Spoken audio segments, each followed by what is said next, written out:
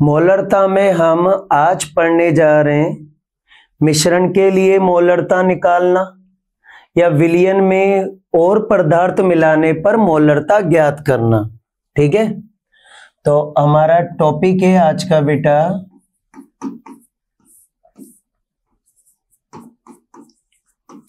मोलरता, और मोलरता के लिए भी कुछ इंपॉर्टेंट बिंदु। ठीक है, अब इंपॉर्टेंट पॉइंट में सबसे पहले पॉइंट आता है फर्स्ट नंबर पर,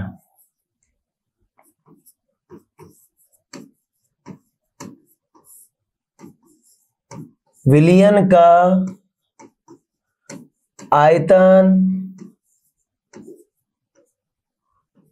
बदलने पर। जैसे सपोज करो कि पहले विलयन ए है और अब विलयन बी हो गया।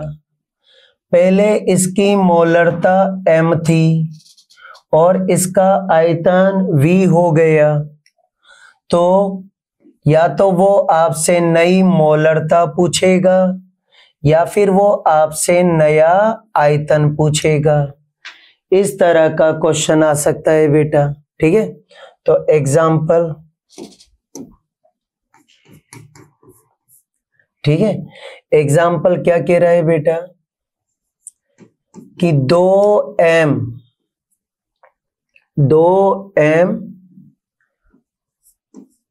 50 मिलीलीटर 2m 50 मिलीलीटर विलयन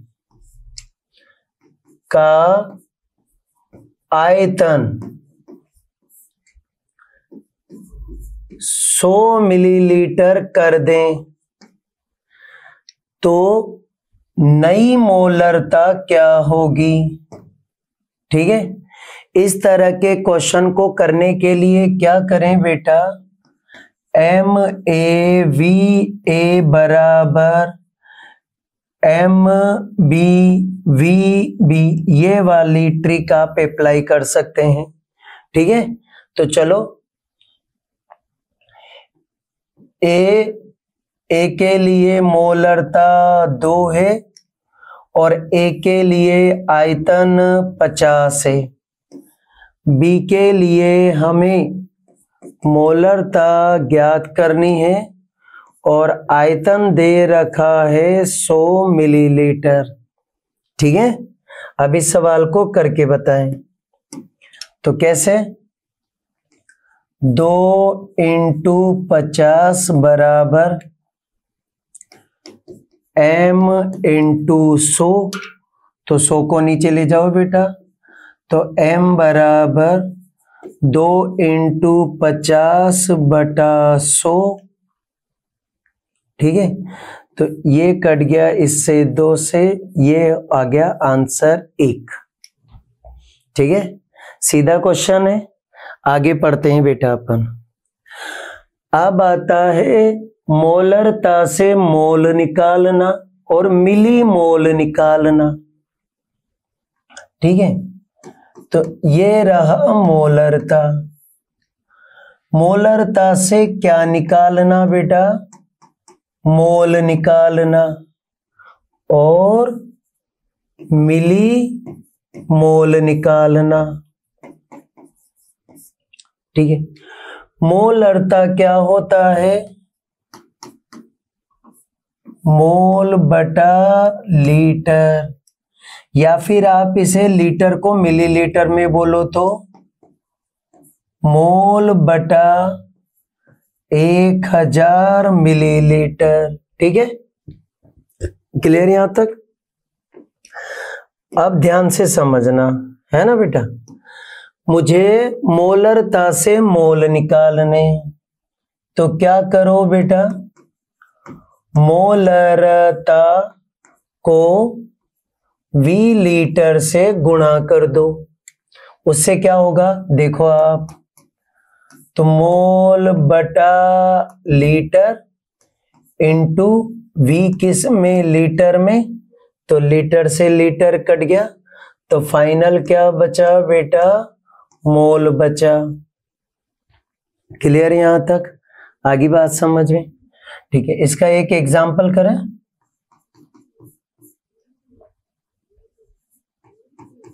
तीन एम H2SO4 के आयतन में मोल बताओ। ठीक है, अब 3m का मतलब क्या होता है? तीन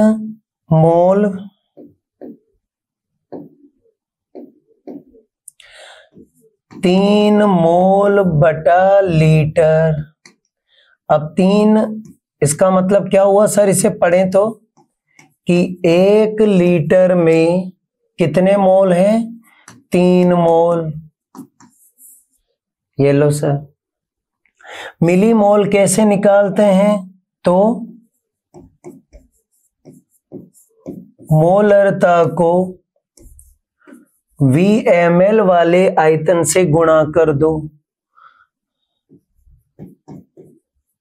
तो मोल बटा 1000 मिलीलीटर इंटू मिलीलीटर। मिलीलीटर से मिलीलीटर कट गया, तो 1/1000 इंटू मोल। अब आपने अगर मिली शब्द का मतलब पढ़ा है बेटा, तो मिली शब्द का मतलब होता है 1/1000। तो इसे हटा करके मिली लिख दो हिंदी में, तो ये आ गया आपके मिली मोल। क्लियर यहां तक? तो आप किसी भी मोलरता से मोल भी निकाल सकते हो, मोलरता से आप मिली मोल भी निकाल सकते हो। करना क्या है? मोलरता की वैल्यू को ml वाले आयतन से गुणा कर दो, तो आपको मिली मोल मिल जाएगा। ठीक है, और मोलरता वाली वैल्यू को लीटर से गुणा कर दो, तो आपको मोल मिल जाएगा। क्लियर यहां तक? आगे बेटा बात समझ में? ठीक है, चलो अब अपन मिश्रण के लिए मोलरता निकालना सीखते हैं।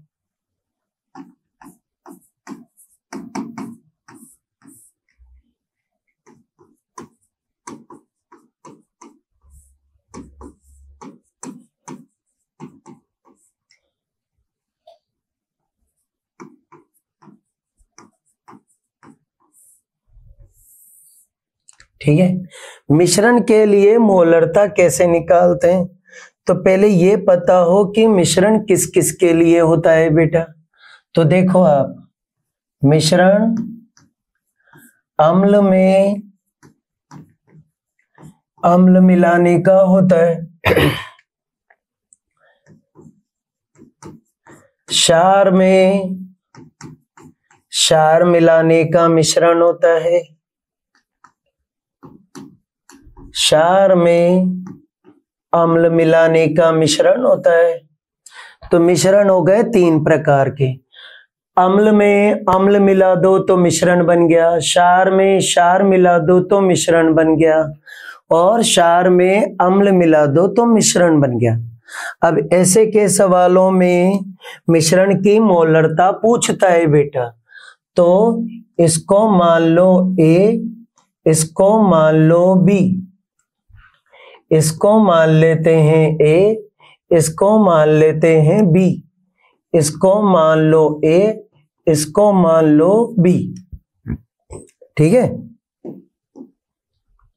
अब इसकी मोलरता Ma, इसका आयतन Va, इसकी मोलरता Mb, इसका आयतन Vb। ठीक है, मोलरता A, आयतन A, मोलरता B, आयतन B, मोलरता A, आयतन A, मोलरता B, आयतन B। क्लियर? ठीक है, चलो अब इनके लिए फॉर्मूले कैसे बनाते हो सर आप? ठीक, तो एम मिक्स यानी मिश्रण की मोलरता निकालनी है, तो M A V A plus M B V B upon V A plus V B. ये आपको बन गया फॉर्मूला बेटा। सर इसके लिए फॉर्मूला बनाओ, बना देते हैं। बोलो एम मिक्स निकाल के बताओ सर। तो M A V A plus M B V B upon V A plus V B, ये इसका फॉर्मूला बन गया। सर इसका फॉर्मूला बना के बताओ। तो एम मिक्स बराबर M A V A minus, अब यहां माइनस इसलिए आता है बेटा क्योंकि अम्ल और क्षार एक दूसरे के गुणों को क्या करते हैं? नष्ट कर देते हैं। तो जब ये एक दूसरे के गुणों को नष्ट कर देते हैं तो गुण कम हो जाएंगे। तो M B V B upon V A plus V B, ये आपके तीनों फॉर्मूले तैयार। अब आप इसकी सहायता से किसी भी मिश्रण का, है ना, अम्ल में अम्ल मिलाने वाला मिश्रण हो, क्षार में क्षार मिलाने वाला मिश्रण हो, क्षार में अम्ल मिलाने वाला मिश्रण हो, इन सब की मोलरता भी निकाल सकते हो आसानी से। एक एक क्वेश्चन तीनों का करा देता हूं बेटा, ठीक है? ठीक, एग्जाम्पल देखो आप, है ना, ठीक है?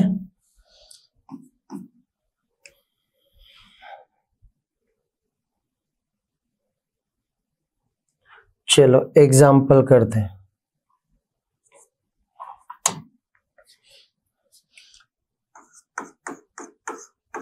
तो एग्जाम्पल क्या कहता है?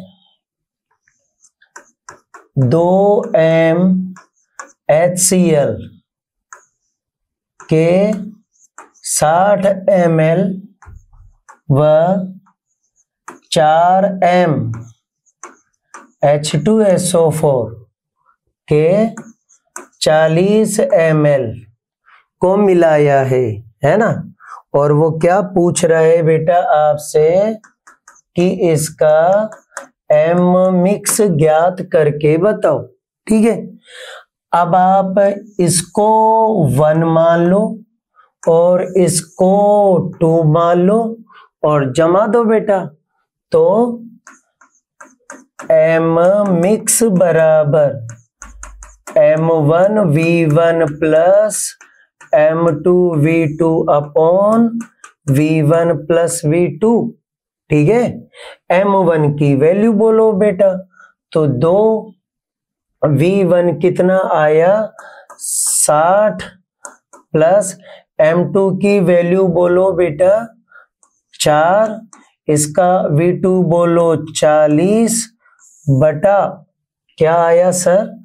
40 प्लस 60, तो आगे करो 120 प्लस 160 बटा 100, ये हो गया आपके पास 280 बटा 100 जीरो, तो 2.8 आंसर आया बेटा।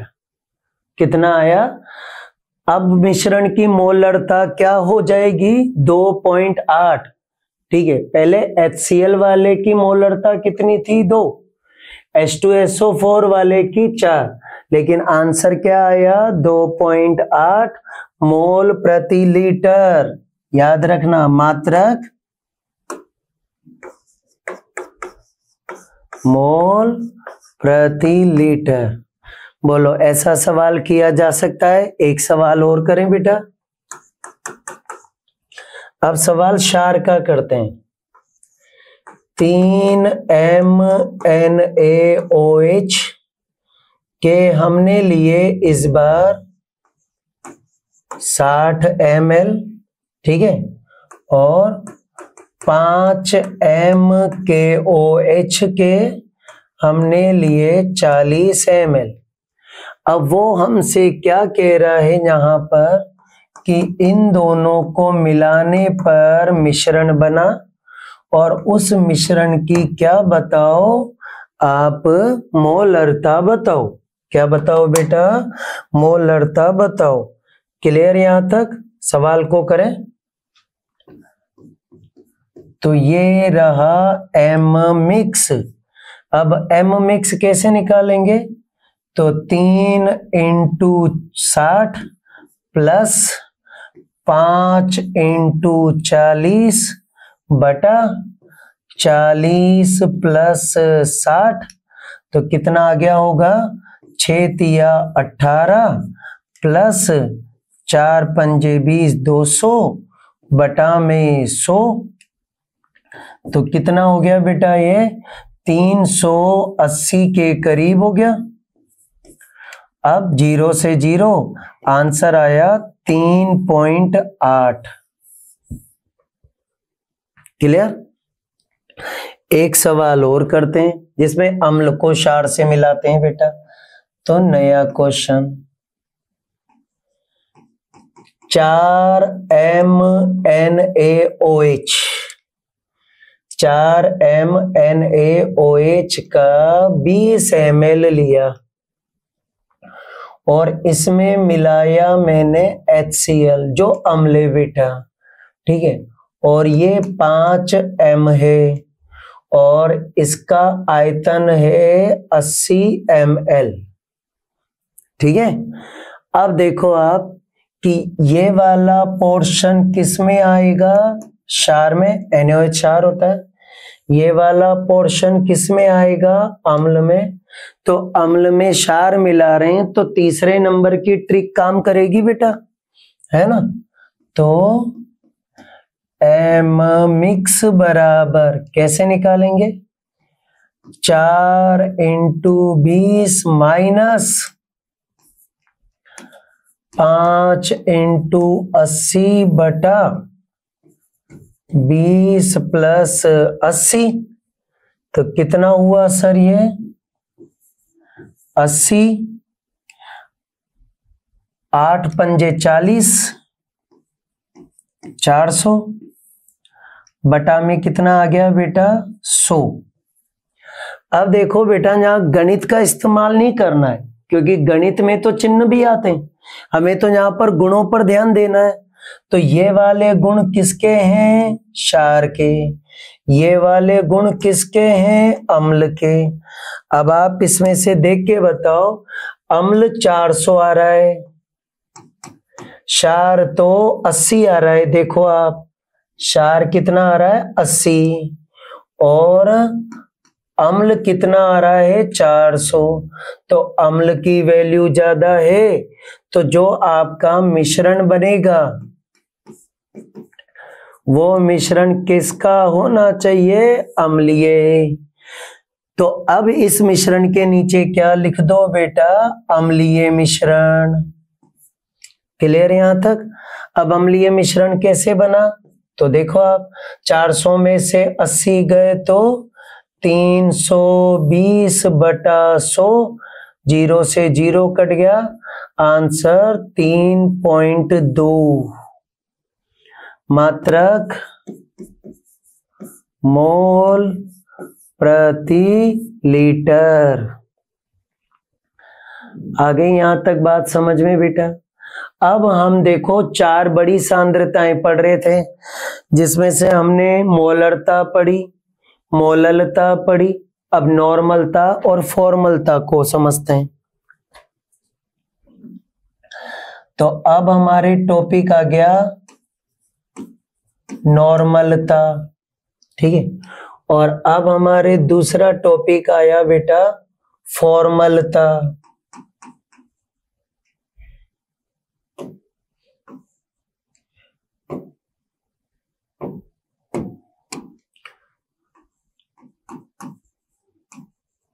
फॉर्मलता, नॉर्मलता को n से दर्शाते हैं और फॉर्मलता को f से दर्शाते हैं। अब नॉर्मलता और फॉर्मलता निकाली किसके लिए जाती है? वैसे तो नॉर्मलता शब्द का मतलब अम्ल के लिए है, क्षार के लिए है और लवण के लिए है। ठीक है, किस किस के लिए बेटा नॉर्मलता का मतलब? अम्ल के लिए, क्षार के लिए और लवण के लिए। लेकिन नॉर्मलता सवाल में किसी के लिए भी निकलवा लेता है सर वो। तो ये इस तरह के कॉन्सेप्ट है। अब इनके फॉर्मूले क्या हैं? तो विलेय के ग्राम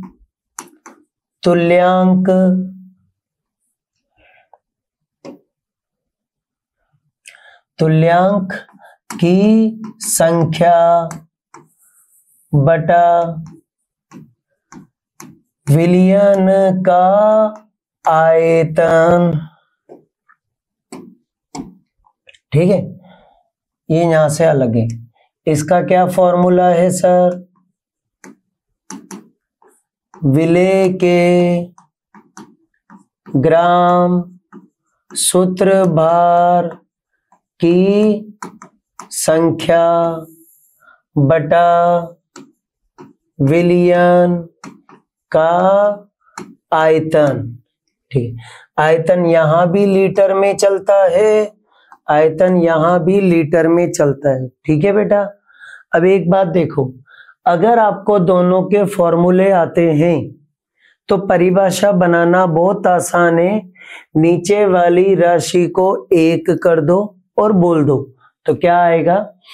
1 लीटर विलयन में उपस्थित, 1 लीटर विलयन में उपस्थित विलेय के मोल की संख्या को, विलेय के मोल की संख्या को,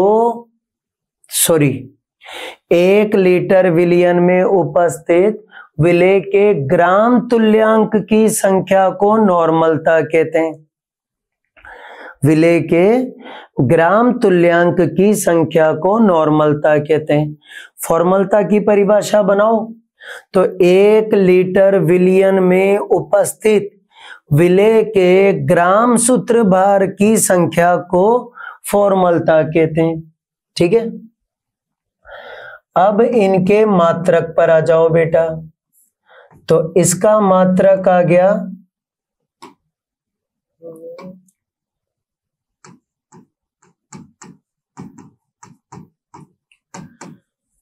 ग्राम तुल्यांक बटा लीटर, और इसका मात्रक आ गया बेटा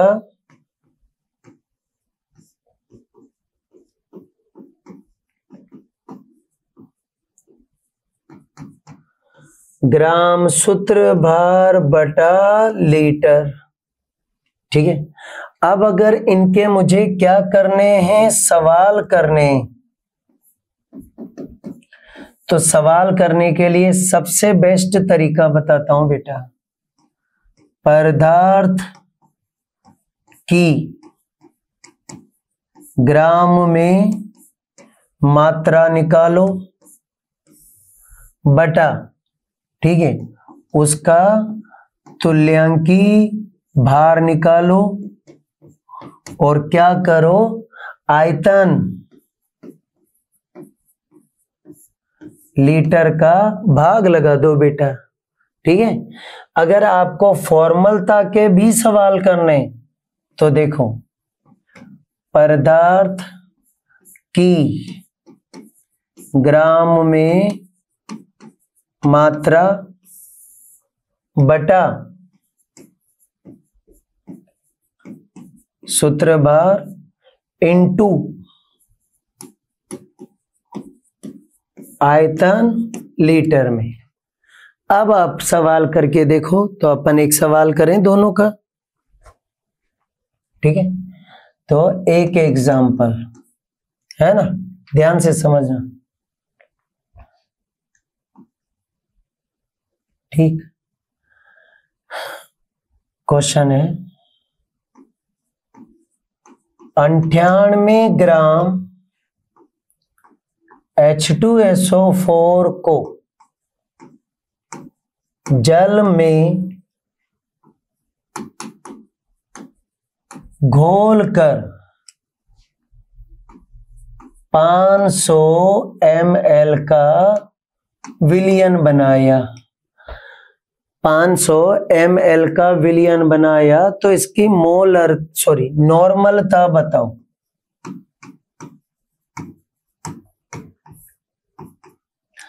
अब नॉर्मलता के सवाल करने का फॉर्मूला क्या है मेरे पास?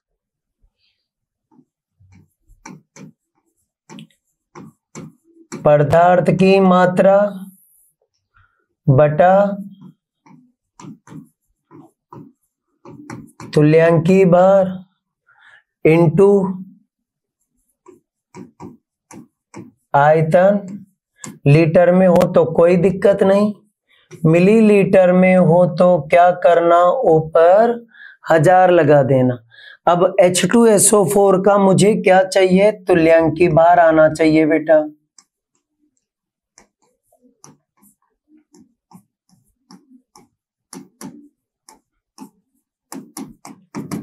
अब H2SO4 का तुल्यांकी भार कैसे निकलता है? तो तुल्यांकी भार वाला वीडियो मैंने अपलोड कर रखा है। तो कैसे निकालते हैं? अम्ल का अणुभार बटा H+ आयनों की संख्या। तो अम्ल का अणुभार है 98 और H+ की संख्या है 2, तो आंसर आया 49। 49 को तुल्यांकी भार की जगह रखो बेटा आप पहले तो यहां पे, ठीक है। चलो इस सवाल को करते हैं अब। तो नॉर्मलता निकाल रहे हो आप, तो कैसे करें? पदार्थ की मात्रा 98, तुल्यांकी भार 49, विलयन का आयतन कितना है 500 ml और ऊपर गया सर 1000, ठीक है। ये 49 से 98 कटा 2 बार, ठीक है बेटा। और 500 से 1000 कटा 2 बार, 2 को 2 से गुणा करा 4 n का मतलब नॉर्मलता, ठीक है। एक सवाल और करते हैं बेटा, है ना। 4.9 ग्राम H2SO4 को, ठीक है, जल में घोलकर 400 ml का विलयन बनाया है। 4.9 ग्राम H2SO4 को जल में घोलकर 400 ml का विलयन बनाया है, तो इसकी मेरे को क्या करनी है? नॉर्मलता ज्ञात करनी है, ठीक है। अब नॉर्मलता का फॉर्मूला आपको पता है, पदार्थ की मात्रा 4.9 बटा कितना, तुल्यांकी भार 49 बटा इंटू में कितना 400, ऊपर लगा दो मेरी तरफ से 1000, क्योंकि मिलीलीटर में है तो 1000 ऊपर आएगा। इसका पॉइंट हटाया तो नीचे 1 10 और आ गया बेटा, क्लियर। अब देखो आप क्या आंसर आया, 49 से 49 को काट दो, तो 49 से 49 कट गया, 4 0 से 0 काट दो, क्या आया 1/4 यानी 0.25। ये आ गई इस विलयन की नॉर्मलता, ठीक है बेटा। अब फॉर्मलता के सवाल कराता हूं, एग्जाम्पल देखो आप फॉर्मलता के सवाल। 60 ग्राम एसिटिक अम्ल को, ठीक है, अम्ल को किस में, बेंजीन में, ध्यान रखना किस में बेटा, बेंजीन में घोलने पर फॉर्मलता ज्ञात करके बताओ। ठीक है, तो फॉर्मलता का सवाल है मेरे पास। तो सूत्र क्या था बेटा? पदार्थ की मात्रा बटा, बटा में क्या आएगा? सूत्र भार इनटू आयतन। आयतन लीटर में हो तो कोई दिक्कत नहीं है, लेकिन अगर आयतन मिलीलीटर में हो तो मेरी तरफ से क्या लगा दो? 1000 लगा दो बेटा। ठीक है, अब इस सवाल को करें, पर आपको CH3COOH का सूत्र भार भी तो याद होना चाहिए। तो CH3COOH का सूत्र भार होता है 120। 60 प्लस 60, क्योंकि 60 इसका कहलाता है अणुभार और इसका सूत्र भार कहलाता है 120। क्लियर यहां तक? आगे बेटा बात समझ में क्लियर है? चलो आगे पढ़े। अब देखो, आप फॉर्मलता का सूत्र लगा दो। तो पदार्थ की मात्रा कितनी है? 60 बटा सूत्र भार कितना आया? 120। आयतन कितना दे रखा है सर? ठीक है, आयतन बेंजीन में घोला, जैसे 400 ml बेंजीन में घोला तो 400 ऊपर गया 1000, है ना? ये 60 से 120 कटा, 60 से 120 कटा 2 बार, 0 से 0, 0 से 0। क्लियर यहां तक?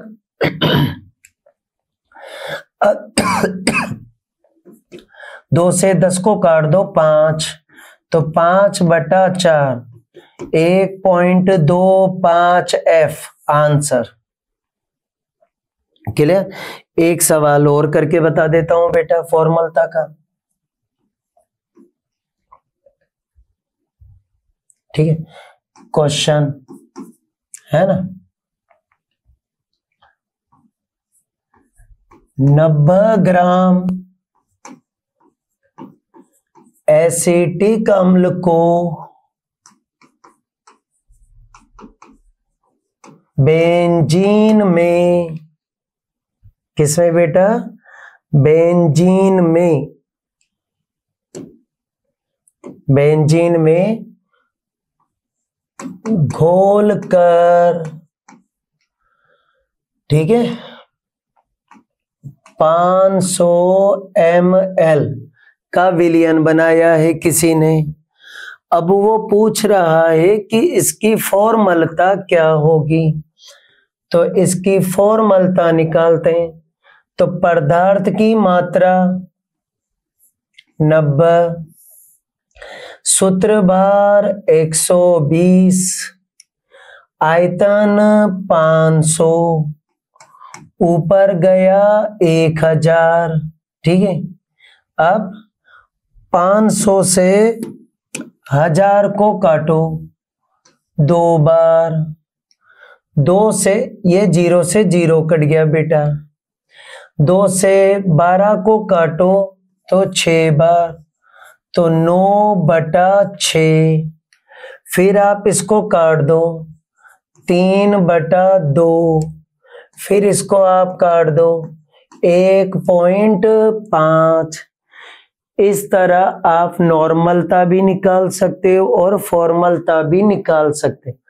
अब हम पढ़ेंगे नॉर्मलता और मोलरता में संबंध, नॉर्मलता, फॉर्मलता और मोलरता में संबंध। ठीक है बेटा, तो ये संबंध वाले टॉपिक पढ़ाता हूं, फिर उसके बाद आपको मैं, ठीक है, ध्यान से समझना है ना। नॉर्मलता को पीपीएच से भी जोड़ दूंगा, अम्ल में अम्ल मिलाने मिश्रण के लिए भी, या पहले विलयन इतना था अब विलयन इतना हो गया उसके लिए भी। ठीक है, तो अब ये मेरा लास्ट टॉपिक बचा सांद्रता में। ठीक है।